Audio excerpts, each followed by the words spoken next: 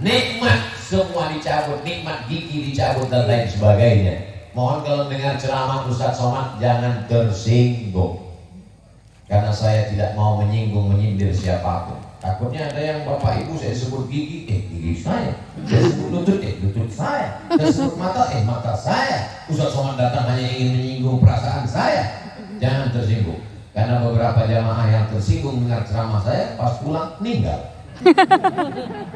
Jamaah yang dimuliakan Allah Subhanahu wa taala, masa muda akan ditanya di akhirat, an sababihi fima ablah, masa mudamu kemana kau habiskan. Hebatnya belalang ini, dia pun mau dekat Ustaz. Masya Allah, belalang ini makhluk Allah. Langsung dia pergi.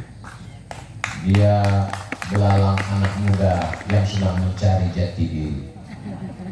Akhirnya dia nempel ke baju Ustaz Somad. Bayangkan kalau saya bunuh dia, ternyata pacarnya nunggu. Jamaah yang dimuliakan Allah Subhanahu wa taala, boleh umat Islam pacaran?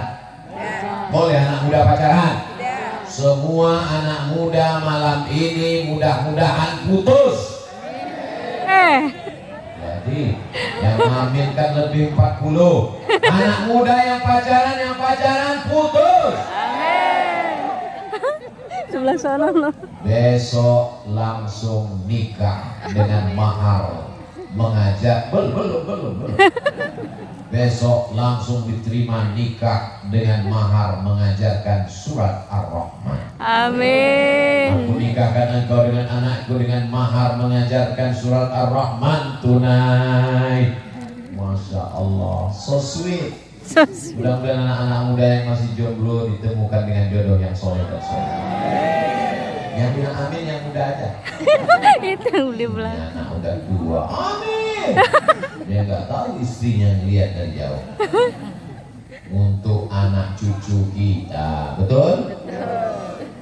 Anak muda yang belum terselamatkan, yang masih mabuk, yang masih pakai ganja, yang masih pakai sabu-sabu, yang masih pakai narkoba. Yang salah itu kita atau mereka? Yang salah kita. Kenapa kita tidak mengajak mereka? Betul? Siap anak muda ini ngajak yang belum ikut? Siap ngajak yang belum ikut organisasi, belum ikut komunitas? Siap? Jangan hanya sekedar siap, ajak mereka. Buat grup WhatsApp, buat pendaftaran, ajak untuk ikut pelatihan, berikan contoh yang terbaik. Karena kalau sampai kita memberikan contoh yang tak baik, nanti akan orang ngomong, ngapain ikut itu? Orangnya nggak mandi-mandi. Ngapain ikut itu? Orangnya jadi tidak produktif. Tapi kalau kita contohkan baik, maka insya Allah itu akan menjadi iklan gratis. Betul? Makanya saya tidak bisa mengiklankan. Ada pernah saya diminta di Instagram Ustaz Abdul Somad Official yang orang kaya. Siapa yang membiayai perang Badar, dia tidak ikut perang Badar karena istrinya sakit, akan masuk ujian akhir semester. Usman bin Usman bin Affan tidak ikut perang Badar karena saat itu istrinya sakit, tapi dia ikut membiayai perang. Man jahaza ghaziyan faqad ghaza. Siapa yang menyiapkan alat-alat perang, baju besi, tombak, kuda, anak panah, faqad ghaza, maka dia sungguh sudah berjihad fisabilillah. Hai orang-orang kaya, kalian tidak bisa mengawal Ustaz Somad. Hai orang kaya, kalian tidak bisa ikut gotong royong bangun masjid. Hai orang-orang kaya, kalian tidak sanggup ngapal Quran. Bebaskan tanah untuk pembangunan pondok pesantren. Setuju? Setuju. Yang bilang setuju yang kaya aja. Kami ini kaya hati Pak Ustaz. Betul. Laisal ghina kasratul mal. Banyak harta bukan kaya. Berapa banyak orang kaya tapi mentalnya miskin, gak pernah bayar zakat. Ketika Basnas datang, Bapak kapan bayar zakat? Mobil Bapak mewah, rumah Bapak besar. Memang betul, tapi saya nggak bisa bayar zakat. Kenapa? Utang kabeh. Bapak Ibu yang dimuliakan Allah Subhanahu wa taala, itu namanya orang kaya bermental Miskin. Berapa banyak orang miskin tapi mentalnya kaya. Walaupun dia punya kurma 1 biji, tapi bisa dia bagi 2, sedikit tanda terkenang, banyak makan sendiri. Jamaah yang dimuliakan Allah Subhanahu wa taala, ada yang bilang Nabi Muhammad itu miskin, susah, melarat, jubahnya compang-camping. Betul? Siapa yang bilang? Nabi Muhammad berkurban, dia sembelih sendiri 63 ekor.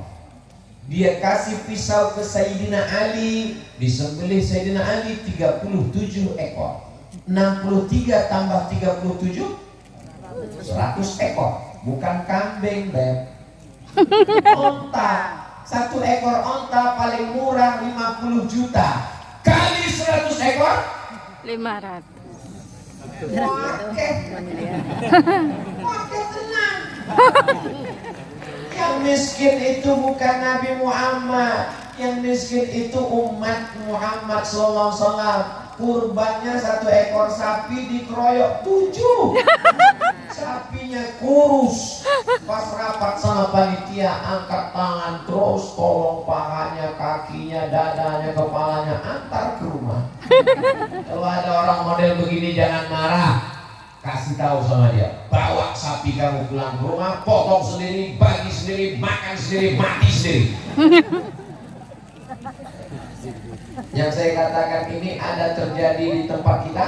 Ada. Tidak, ini terjadi di planet Mars, Neptunus, Merkurius, Saturnus, dan Pluto.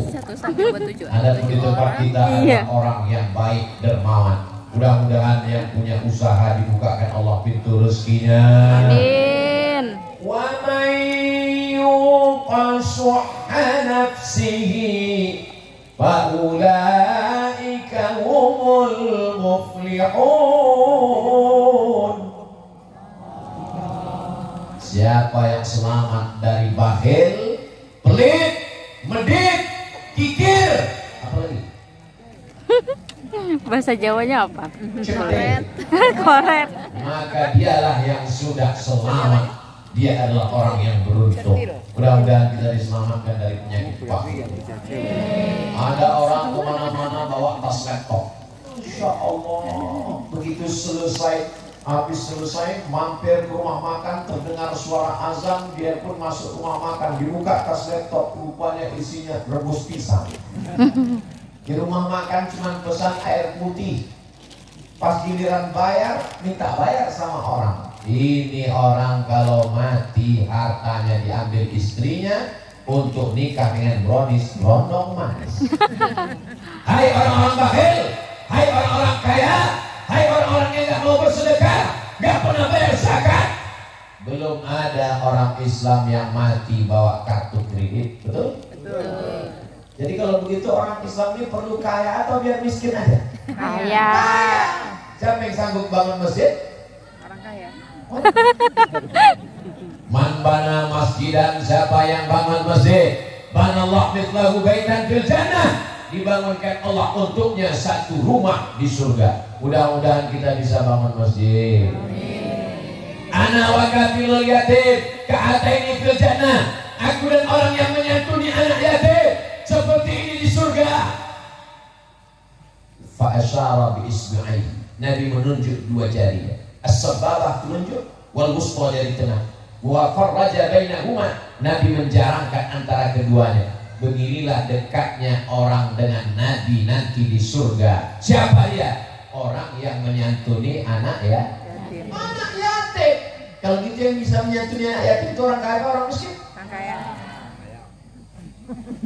Ara'aita alladhi yukadzibu. Tahukah kamu siapa itu orang yang mendustakan agama?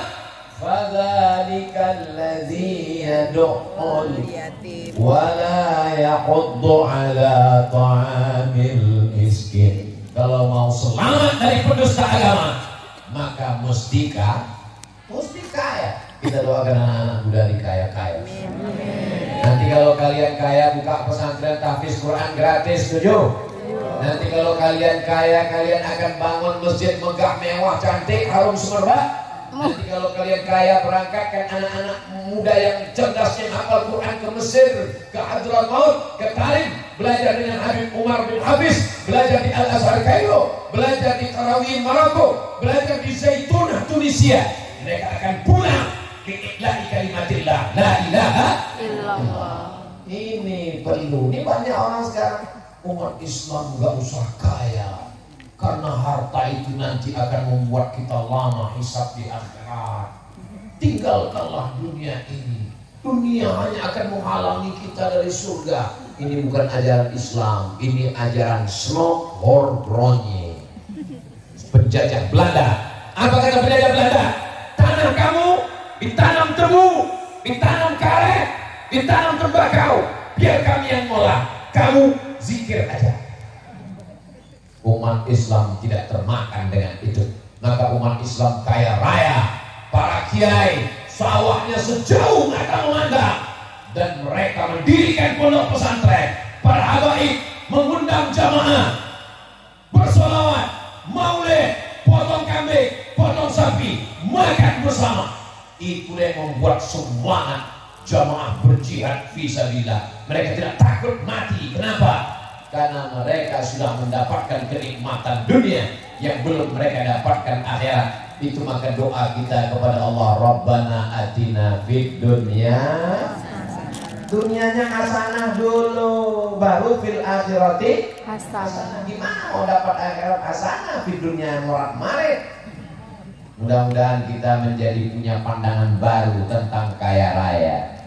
Karena kita diajarkan keluar masjid, masuk masjid, Allahumma ftahli abwaaba rahmatik. Keluar masjid, Allahumma ftahli abwaaba fadlik. Bukakan untukku pintu rezeki. Kenapa keluar masjid tidak buka pintu rezeki?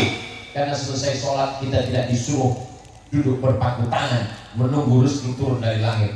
Buah kelapa pun mesti dijolok pakai bambu baru jatuh ke bawah. Betul?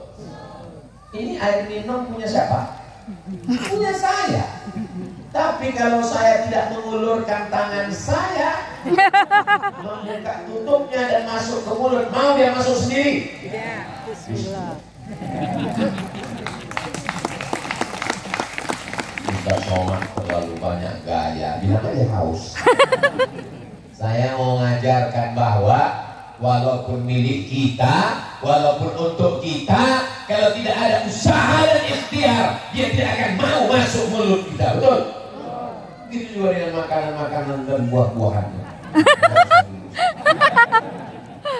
Saya cuma mau ngasih tahu bahwa buah-buahan ini memang asli buah-buahan, bukan kaca dan keramik. Kadang kita bertamu ke rumah orang, dikasih pisang, dikasih mangga, pas mau dikupas rupanya keramik semua. Basa-basi persahabatanmu guys. Tapi yang dimuliakan saudara-saudaraku yang dimuliakan Allah Subhanahu wa Ta'ala, maka tiang yang pertama anak muda, tiang yang kedua orang kaya.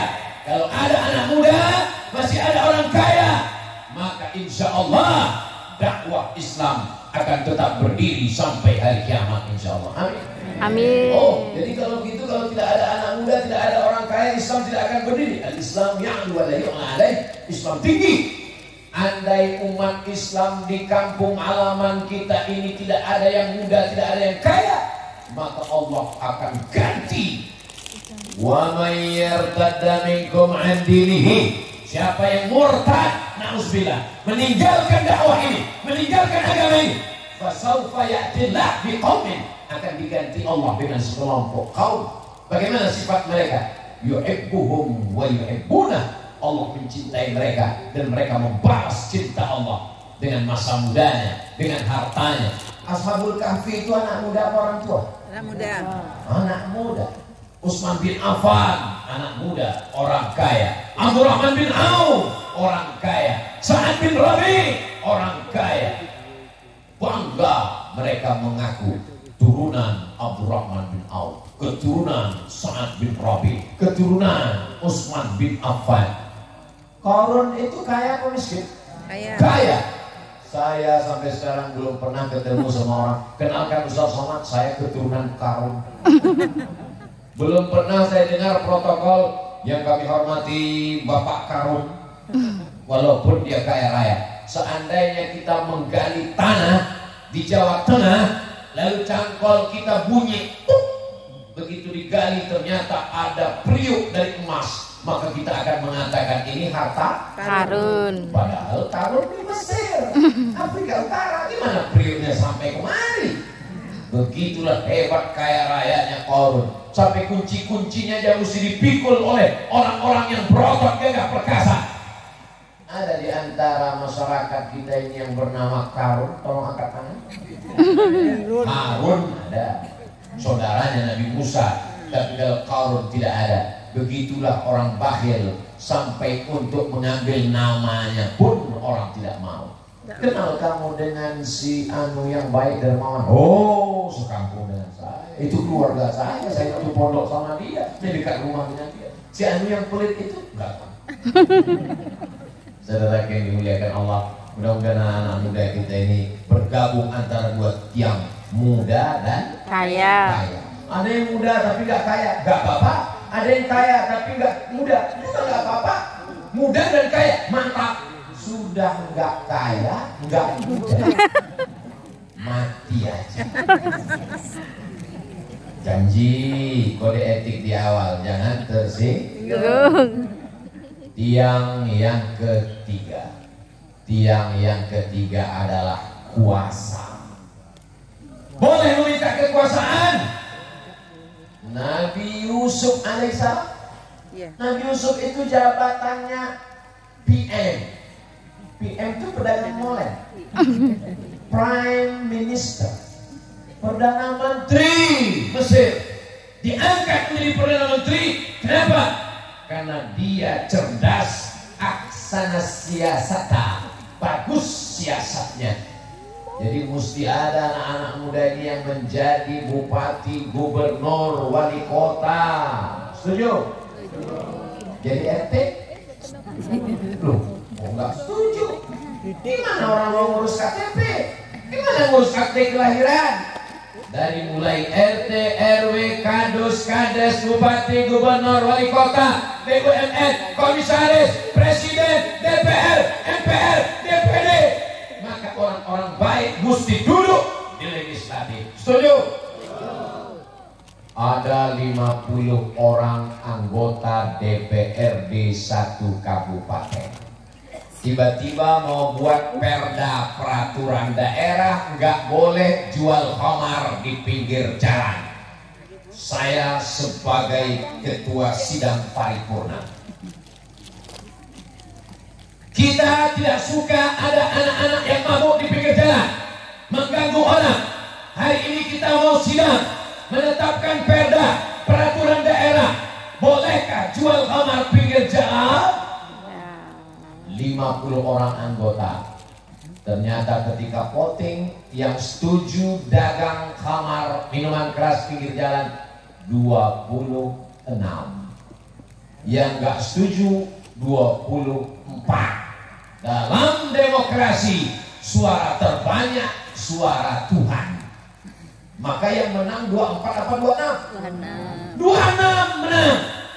Jual khamar tetap berlanjut. Ustaz ceramah, khutbah di atas mimbar. Innamal khamru wal maisir wal ansab wal azlam. Khamar, minuman keras, judi, menyembelih binatang untuk berhala, mengundi nasib, najis, perbuatan setan, jauhi. Begitu keluar dari masjid, langsung orang nawarkan, Ustaz mau beli? Lalu ustadznya emosi, dia ambil kunci Inggris, dia pukul orang yang ada berjualan. Bukan orangnya dipukul, minumannya dipukul. Yang ditangkap sama Satpol PP, pedagangnya apa ustadznya? Ustadznya. Ustadznya yang ditangkap. Kenapa?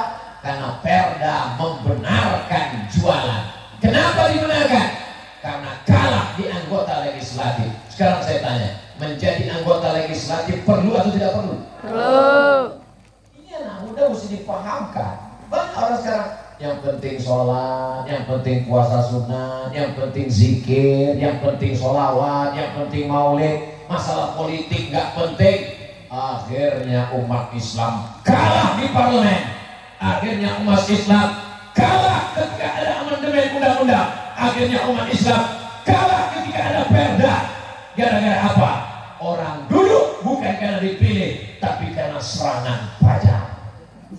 Tapi kalau dia ngaji, insya Allah begitu pagi mau nyoblos dikasih uang 10.000, mau terima? Enggak. 100.000?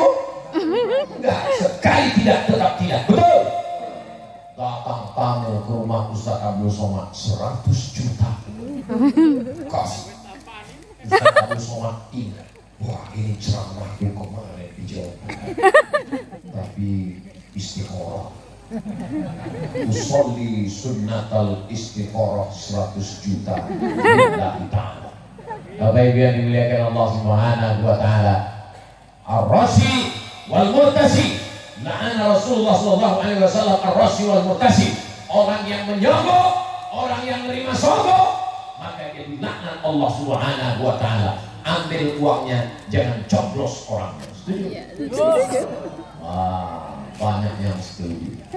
Jamaah yang dimuliakan Allah Subhanahu wa taala, itulah salah satu sebab kenapa orang benci ceramah Abdul Somad. Karena Abdul Somad bercerita tentang politik dan banyak orang terganggu kepentingannya. Betul? Abdul Somad itu bukan Ahlus Sunnah wal Jamaah. Abdul Somad LC dari Al-Azhar. Al-Azhar itu akidahnya Asy'ari, fikihnya bermazhab, dan saya mazhab Syafi'i, tasawufnya Sunni, Imam Junaid Al-Baghdadi dan Abu Hamid Al-Ghazali. Abdul Somad Ahlus Sunnah wal Jamaah. Abdul Somad itu orang yang ceramahnya keras. Apa yang keras? Setiap saya ceramah orang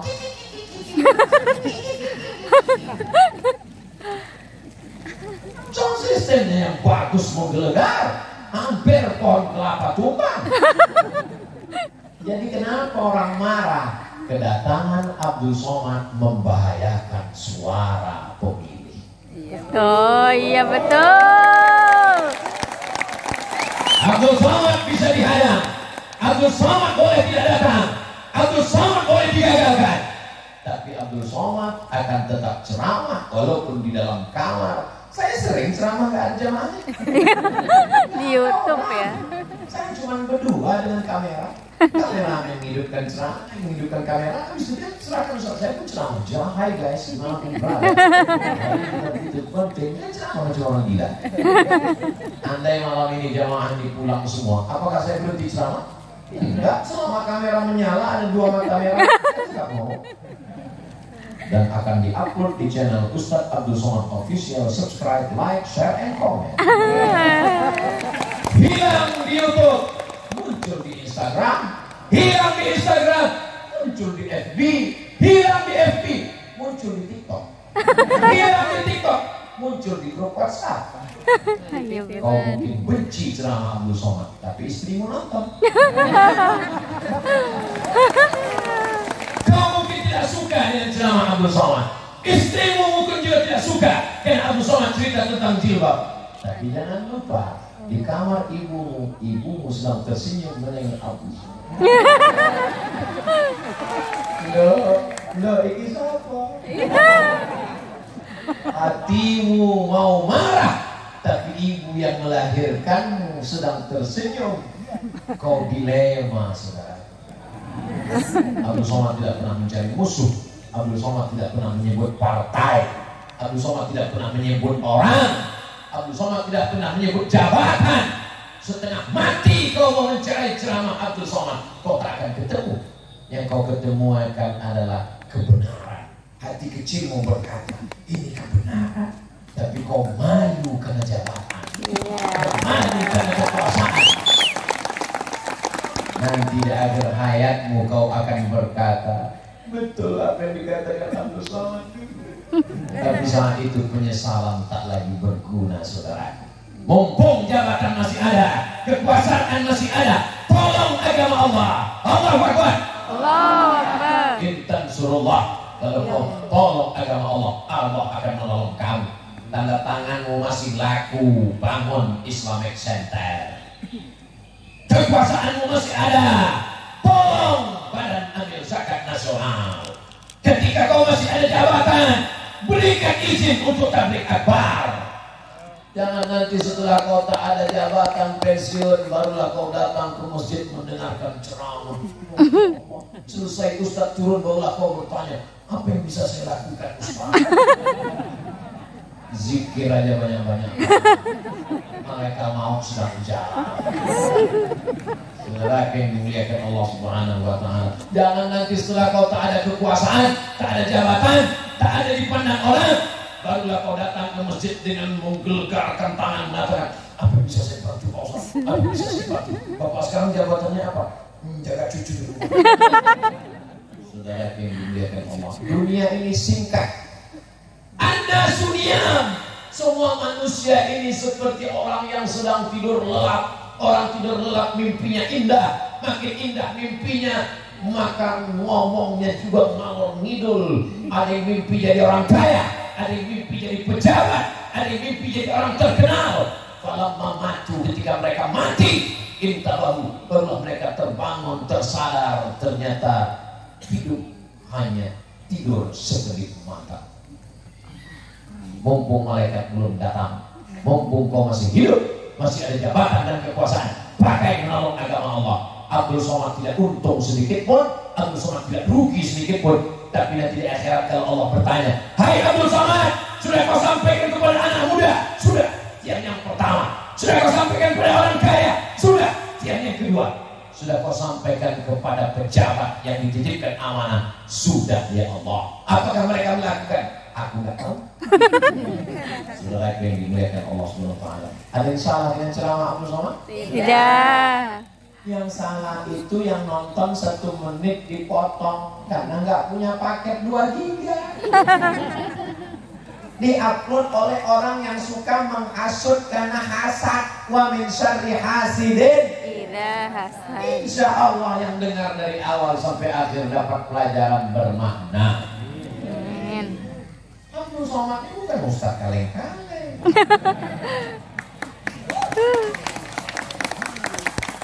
Abdul Somad S1 dari Al-Azhar Kairo Mesir, sampai di Mesir bulan September 1998, pulang dari Mesir tahun 2002, bulan Juli lulus. Selesai S1 di Al-Azhar, Universitas Internasional tertua di dunia, dalam waktu 3 tahun 10 bulan.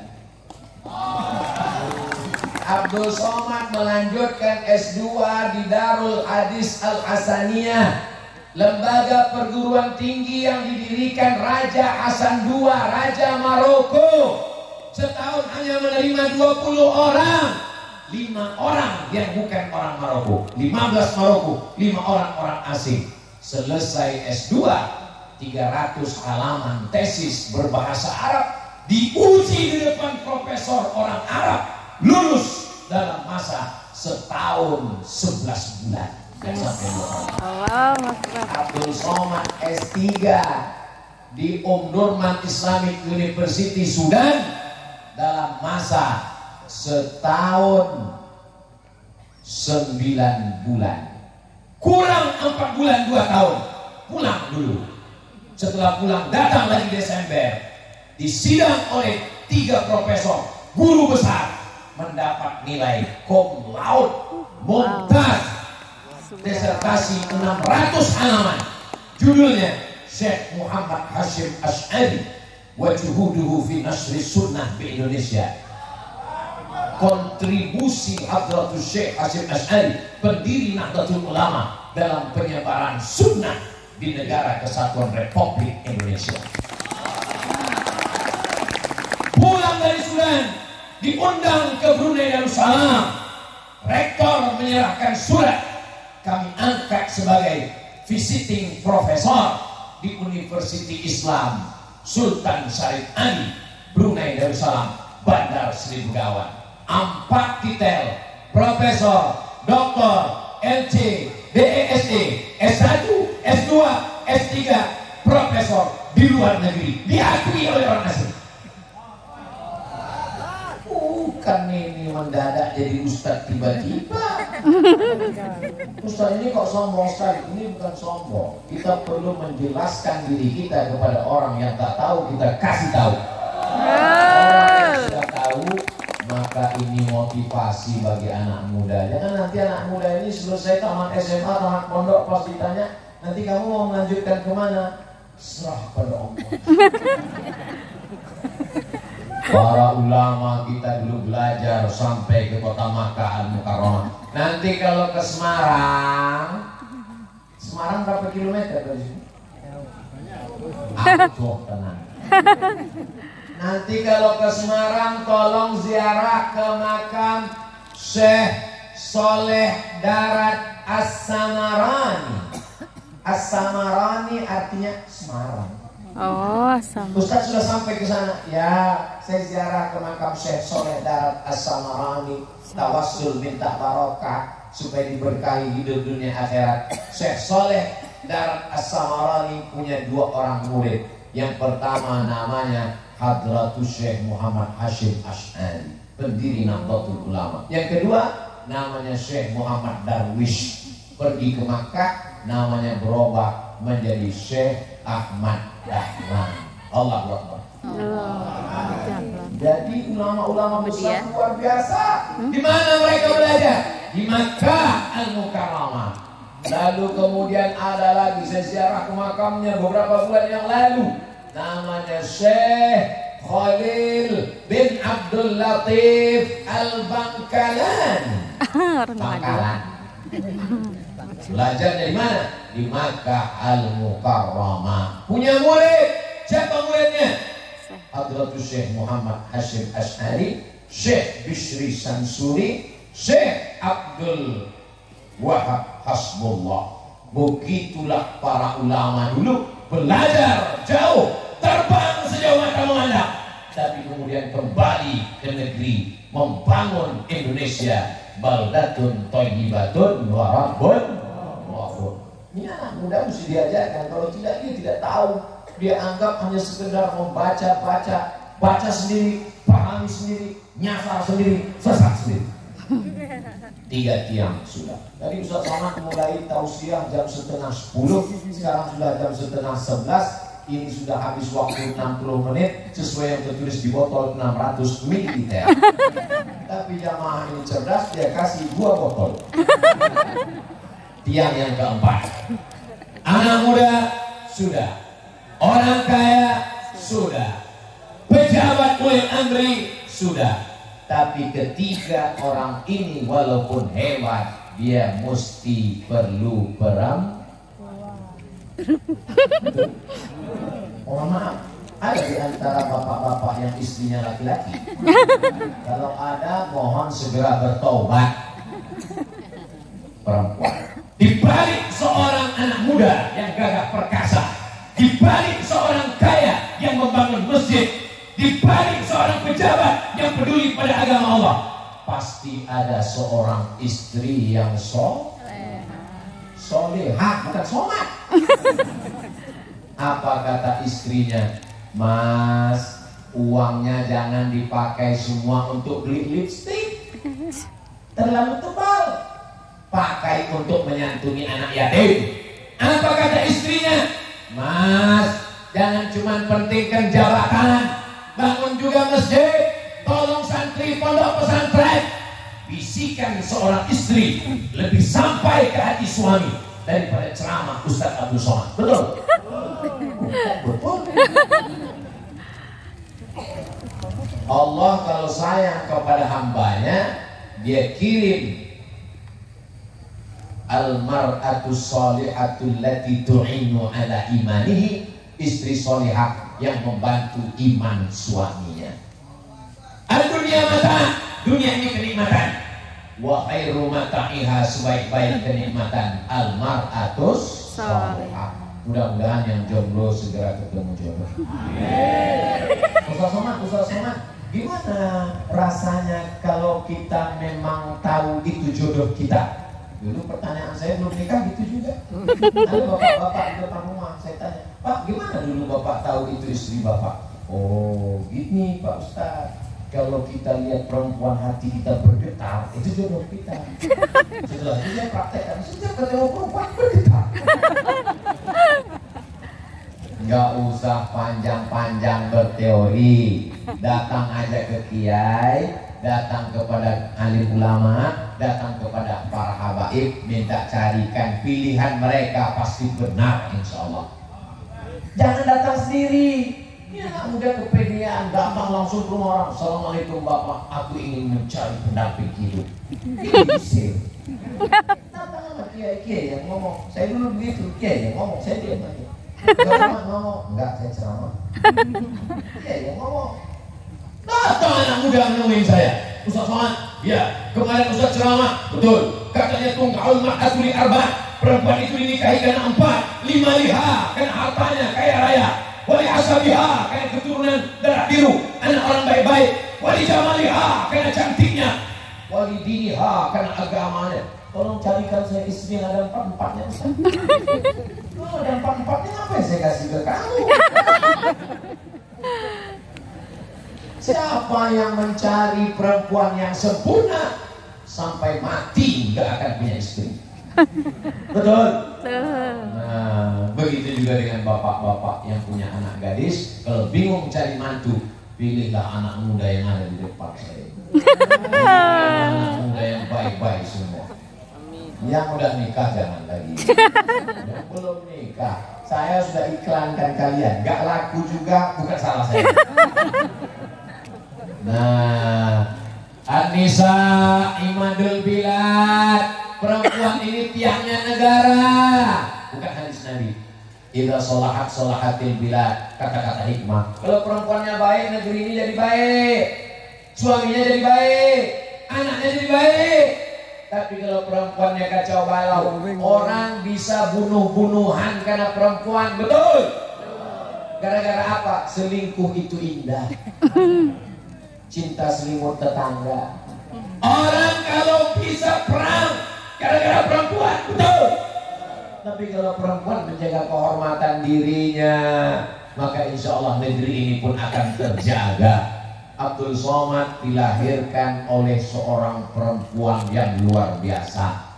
Ibu saya bukan hanya sekedar melahirkan saya, tapi menyekolahkan saya. Saya keluarga cuma 2 orang, Bu. Saya anak pertama, adik saya laki-laki, dua-duanya laki-laki, nggak ada anak perempuan. Ketika saya permisi mau pergi kuliah, kata beliau, pergilah nak. Banyak orang yang lulus nggak diizinkan pergi, padahal anaknya 12, Doremi Fasuwasido, tapi cuma 2. Saya sambut dengan ibu saya, pergilah kau jauh. Ketika saya izin S3, adik saya sudah nikah. Saya berdua dengan dia di rumah. Kalau saya pergi dia sendirian, umurnya 70 ketika itu. Mak, aku mau S3, aku mau doktor. Mak sekarang 70 sendirian di rumah. Kalau aku pergi S3, nanti aku setahun di sana nggak pulang. Apa kata dia? Pergi kau lanjutkan S3. Masalah aku mati ada yang ngurus. Allahu Akbar. Apa yang terjadi sekarang? Setelah beliau meninggal, saya buat yayasan Hajjah Rohana. Nama dia. Saya bangunkan masjid, nama dia. Mengalir pahala dimanapun saya ceramah, baik yang diizinkan maupun gak jadi.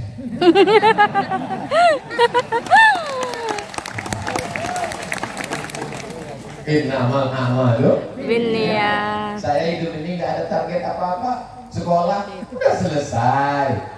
Datuk Sri Ulama Setia Negara Profesor Dr. Haji Abdul Somad LC, DSK, PhD. Tinggal 1 yang belum, almarhum. Jabatan sudah ditawari wapres, saya nggak mau.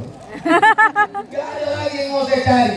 Yang saya cari ini hanya ingin dapat amal jariah dari anak-anak muda, dapat amal jariah dari orang-orang kaya, dapat amal jariah dari pejabat-pejabat yang mau menolong agama Allah, dapat amal jariah dari perempuan-perempuan solihah yang akan melahirkan keturunan yang baik-baik.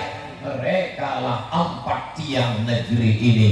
Indonesia akan tetap baik kalau anak mudanya baik, orang kayanya baik, pejabatnya baik, perempuannya baik. Indonesia baldatun thayyibatun wa rabbun ghafur. Siap jaga NKRI? Siap. Siap jaga agama? Allahu Akbar. Allahu Akbar. Sallu ala Nabi. Itu yang dapat disampaikan Ustaz Abdul Somad. Nanti kalau ada yang nanya, siapa yang tahu siapa?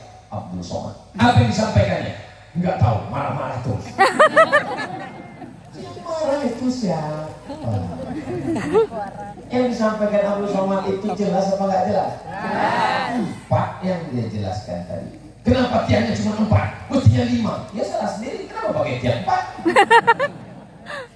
Terima kasih kepada para habaib, para alim, para ulama. 40, 60, 75 menit kita bersama. 75 menit ini bernilai amal soleh. Amin. Tadi disampaikan oleh Gus Lutfi, Ustadz Somad, nanti ada tanya jawab. Tolong pertanyaannya jangan yang memancing saya ke satu masalah. Masalah udah banyak guys. Tolong pertanyaannya yang kira-kira nambah iman, nambah ibadah. Ilokum fiddin walam yukhrijukum min diyarikum.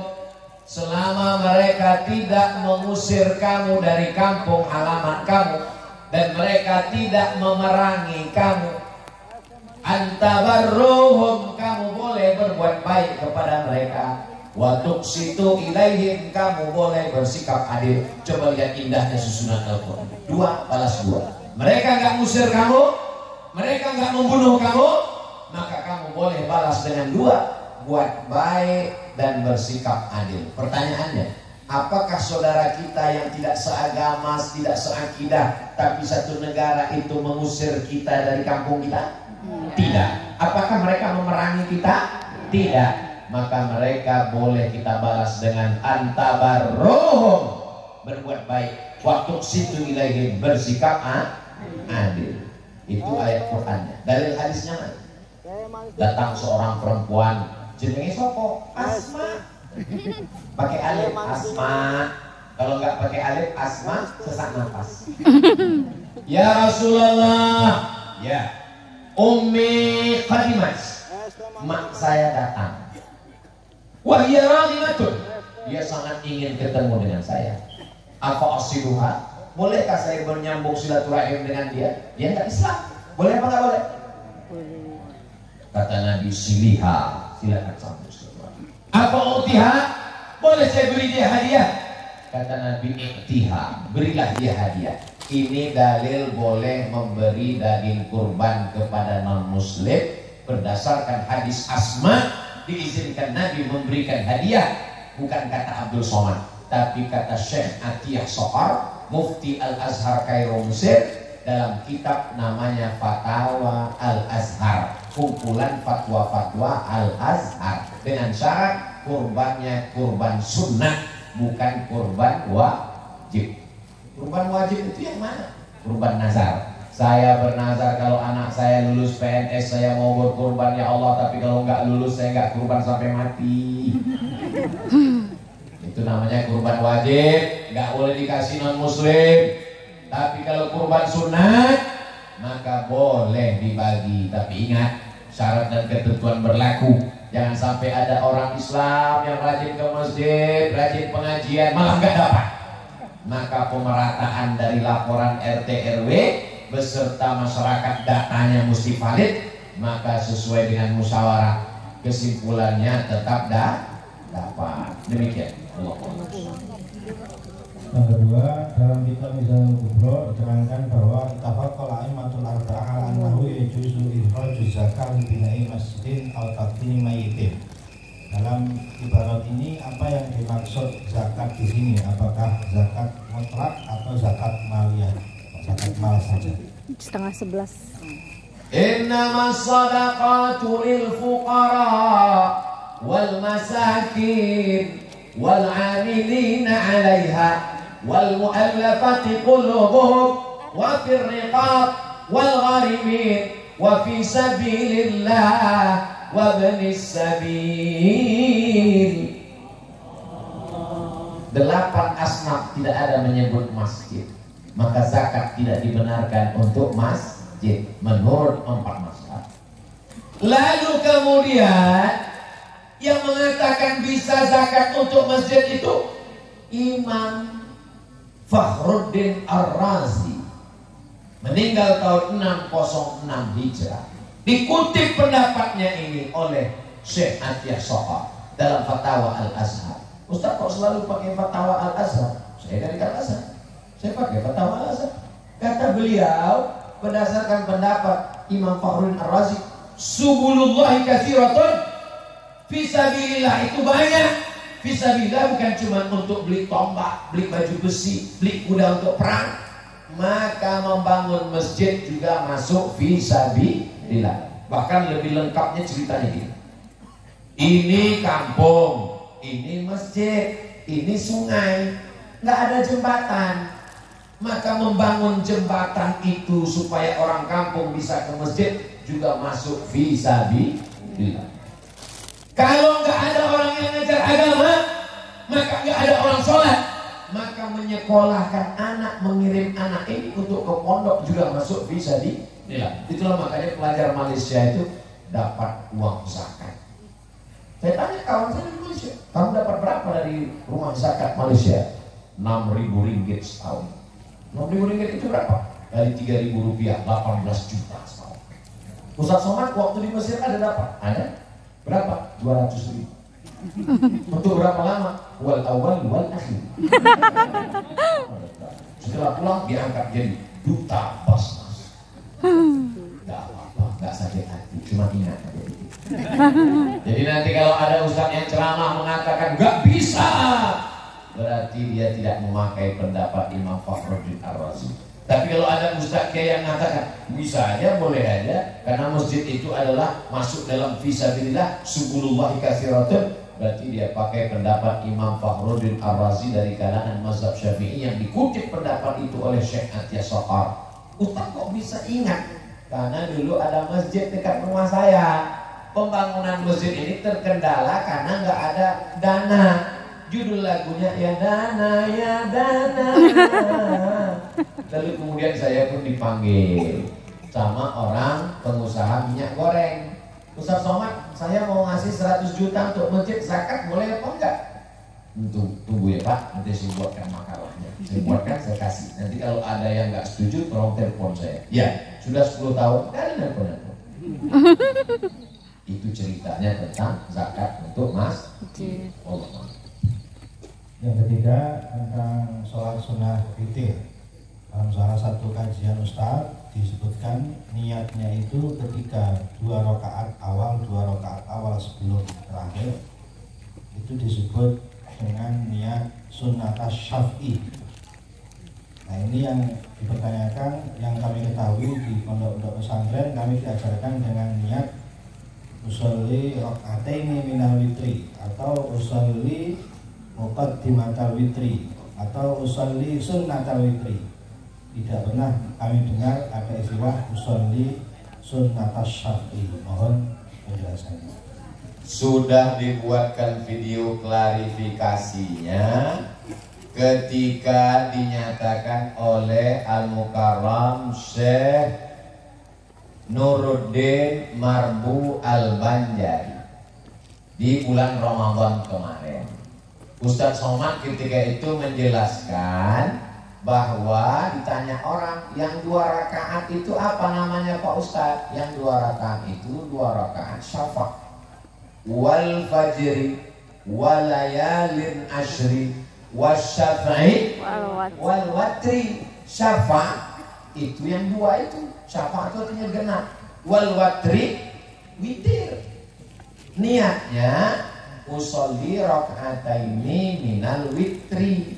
Satu lagi usolli muqaddimatal witri. Karena walaupun dia 2 rakaat tapi masih sepaket dengan kalau sholatnya 2-1. Karena teknisnya 2 cara. Yang pertama usolli sholat sunnatal witri salasa raka'atin atau 2-1. Kalau 2-1 yang pertama itu usollinya apa? Usolli raka'ataini minal witri. Saya sholat 2 rakaat masih bagian dari witir, atau usolli muqaddimatal witri. bisa dicari klarifikasinya lengkapnya videonya, tulis saja di Google, di YouTube itu www.youtube.com. Setelah itu terbuka search, tulis mau nyari masalah apa, niat witir, UAS niat witir, lagi UAS diusir, UAS tinggal cari aja, mudah. Mana tahu mau saya tadi di mana. Ini dia klarifikasi. Selanjutnya pertanyaan, Assalamualaikum Ustaz, saya heran kenapa mayoritas orang Islam khususnya di Purworejo ini kalau diundang pengajian banyak sekali alasan tidak hadir, tapi kalau di acara dangdutan kok semangatnya luar biasa. Ini yang salah ulamanya, umaroknya atau umatnya? Terima kasih. Itu artinya setan belum pensiun dan kita masih hidup di dunia. Nanti kalau orangnya baik semua itu di surga, kalau orangnya jahat semua di neraka. Kalau setengahnya ikut ngaji, setengahnya ikut dangdutan rok pendek, berarti kita masih di dunia, berarti masih ada tantangan. Kita diajak untuk kuntum khaira ummah, kamu umat yang terbaik, ta'muruna bil ma'ruf wa tanhauna 'anil munkar. Ingat bagaimana Wali Songo berdakwah dulu. Dia tahu orang Jawa ini suka main gendeng, maka dibuatlah sekaten sahadatain, dibuat ler iler nasumiler tak ijo royo royo nanten anyar. Itu semua dibuat ulama. Banyak irama-irama itu yang gak pernah saya dengar di Mesir, gak pernah saya dengar di Maroko, gak pernah saya dengar di Sudan. Salatullah salamullah ala toha rasulillah, salatullah salamullah ala yasin habibillah, ala yasin habibillah. Jadi berdakwah melalui seni. Jadi ada yang pandai buat seni. Kalau dulu musabaqah tilawatil Quran, dulu musabaqah qiraatul kutub, anak-anak muda sekarang perlu buat musabaqah lagu religi. Musabaqah apa? Musabaqah vlog, TikTok, syariah. Karena kalau tidak nanti anak muda ini kehilangan hiburan. Anak-anak muda ini perlu sesuatu yang fresh, yang segar. Jadi yang salah tidak ada yang salah, kita semua bersalah. Ustaz Somad juga salah. Kenapa ceramahnya marah-marah? Saya tanya tuh anak muda, kenapa kalian gak ikut pengajian? Saya sebetulnya ikut mau ngaji Pak Ustaz. Tapi gimana saya mau ngaji? Ustaz Somad ceramah judulnya Malam Pertama di Alam Barzah.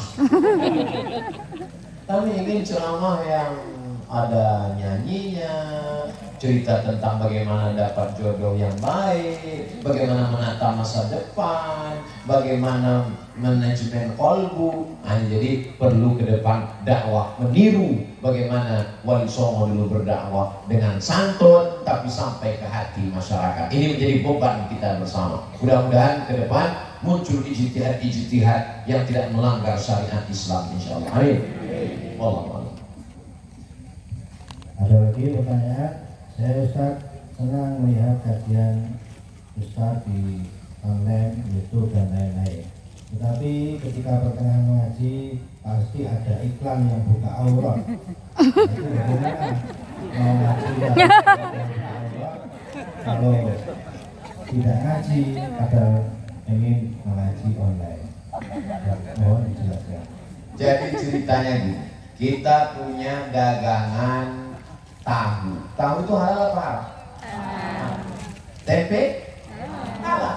Tapi tempat jualannya yang punya ini tidak 100% muslim. Jadi numpang kios. Numpang kios, di depan kiosnya itu ada gambar orang pakai baju nggak menutup aurat. Kenapa kita mesti pakai YouTube? Karena kita belum punya YouTube.